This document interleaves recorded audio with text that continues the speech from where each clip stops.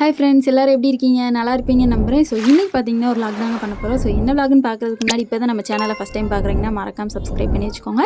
So இன்றைக்கி ஏதாவது சாப்பிடலாமே அப்படின்னு தோணுச்சுங்க. அதனால் பார்த்தீங்கன்னா நேற்று வச்ச சப்பாத்தி இருந்துச்சு, ஒரு 4-5 சப்பாத்தி இருந்துச்சு. அதை பார்த்திங்கன்னா அம்மா ஒரு மாதிரி பண்ணி கொடுத்தாங்க. ஸோ இதுக்கு தேவையானது பார்த்திங்கன்னா கருவேப்பிலை, வெங்காயம், தக்காளி, கொஞ்சோண்டு பூண்டு.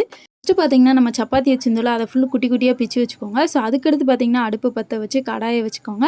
அதில் எண்ணெயை ஊற்றி கொஞ்சம் நேரம் கொதிக்க வச்சுக்கோங்க. இதுக்கு தேவையானது பார்த்திங்கன்னா முட்டை, சிக்கன் பொடியெல்லாம் எடுத்து வச்சுக்கோங்க.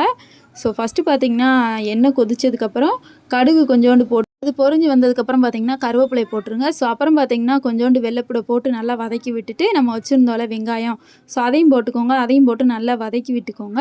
ஸோ பாருங்கள் நான் எந்த அளவுக்கு வதக்குறேன்னு. நல்லா ரோஸ்ட்டாக வதக்கிக்கோங்க. கொஞ்சம் நல்லா எல்லோயிஷாக வர்ற அளவுக்கு வதக்கி விட்டதுக்கப்புறம் பார்த்திங்கன்னா தக்காளி வச்சுருந்தோம்ல, ஸோ அதையும் போட்டுருங்க.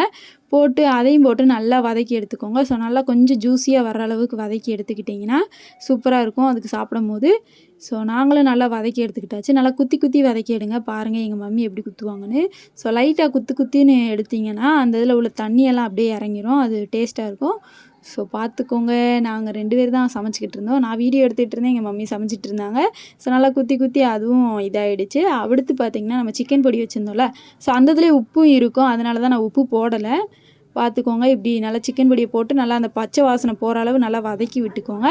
அதுக்கடுத்து பார்த்திங்கன்னா நம்ம ஒரு முட்டை எடுத்திருந்தோம்ல, ஸோ அந்த முட்டையை எடுத்து அப்படியே உடச்சி ஊற்றிக்கோங்க. பாருங்கள் எப்படி ஊற்றுறாங்கன்ட்டு. ஸோ நல்லா உங்களுக்கு தேவையான அளவு நீங்கள் எத்தனை சப்பாத்தி எடுத்துக்கிறீங்களோ அந்தளவுக்கு போட்டுக்கோங்க. நாங்கள் பார்த்திங்கன்னா 4 சப்பாத்தி எடுத்துருக்கோம். அதுக்கு பார்த்திங்கன்னா ஒரு முட்டை போட்டிருக்கோம். முட்டையும் உடச்சி ஊற்றுனதுக்கப்புறம் பார்த்திங்கன்னா அதையும் நல்லா வதக்கி விட்டாச்சு. பாருங்கள் எந்த அளவுக்குன்னு. ஸோ நல்லா நம்ம முட்டை பொரியல் சாப்பிடுவோம்ல அந்த அளவுக்கு வதக்கி விட்டுக்கோங்க. வதக்கி விட்டதுக்கப்புறம் பார்த்திங்கன்னா கொஞ்சம் நேரம் அந்த பச்சை வாசனை போனதுக்கப்புறம் நம்ம வச்சுருந்தோம்ல சப்பாத்தி அந்த இதை எடுத்து அப்படியே போட்டுக்கோங்க. போட்டு அதையும் நல்லா வதக்கி எடுத்துக்கோங்க. ஸோ நல்லா அந்த மசாலாலாம் உள்ளே இறங்குற அளவு நல்லா வதக்கி எடுத்துக்கோங்க.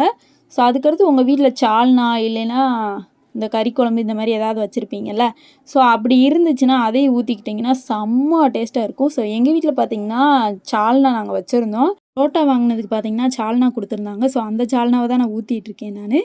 ஸோ அதையும் போட்டு நல்லா வதக்கி எடுத்துக்கோங்க. வதக்கி எடுத்துட்டு கொத்தமல்லி இலையை போட்டு சாப்பிட்டிங்கன்னா சும்மா வேறு லெவலில் இருக்குங்க. ஸோ ஃபஸ்ட்டு பார்த்திங்கன்னா டேஸ்ட் பார்த்துக்கோங்க உங்களுக்கு ஏற்ற மாதிரி எப்படி இருக்குதுன்ட்டு.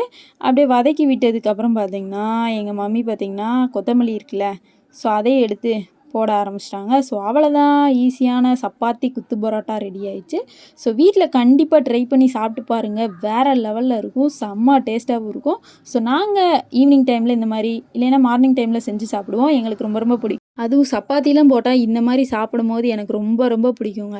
ஸோ எங்கள் மம்மி எப்போயுமே எனக்கு செஞ்சு கொடுத்துருவாங்க. அதுதான் உங்களுக்கு நான் காட்டினேன். ஸோ இந்த வீடியோ உங்களுக்கு யூஸ்ஃபுல்லாக இருந்திருக்கும் நம்புகிறேன். இந்த வீடியோ பிடிச்சிருக்கும் நம்புகிறேன். பிடிச்சிருந்தா சப்ஸ்கிரைப் பண்ணிவிட்டு லைக் அண்ட் ஷேர் கமெண்ட் பண்ணிக்கோங்க.